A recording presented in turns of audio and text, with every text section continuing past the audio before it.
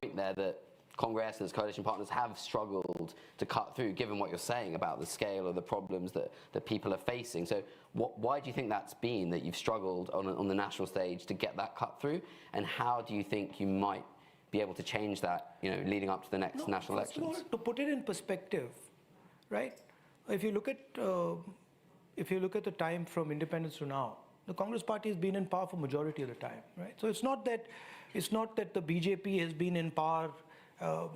Before the BJP was in power for 10 years, we were in power for 10 years, right? And so it's not, I mean, the BJP likes to believe that they've come to power in India and they're going to be in power eternally, that's not the case, right? But there is a set of changes that are taking place in India, and the Congress party and the UPA in its time were caught by those changes, right? The biggest change is that India is moving from a rural country to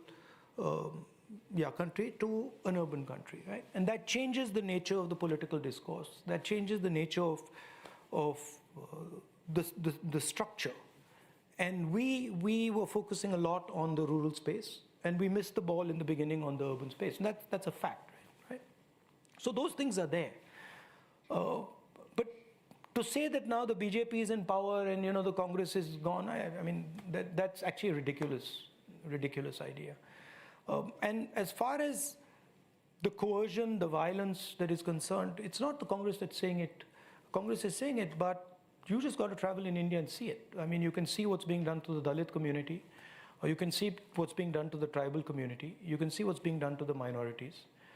It's not that the Congress is saying it and objectively it's not being seen.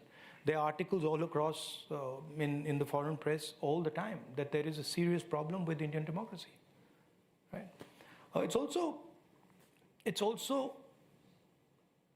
the way the BJP responds, right? It's not interested in a conversation. They've decided that they know what's going on. Nobody else in the country understands what's going on. And that's it. And this is visible. I mean, you can ask any opposition party. You can see, for example, how the agencies are used. You can ask any opposition leader about how the agencies are used. My phone had Pegasus on it. That simply was not happening when we were in power. So there are things that are very obvious and are apparent to everybody. And when we go beyond kind of the next election or the election after that and think about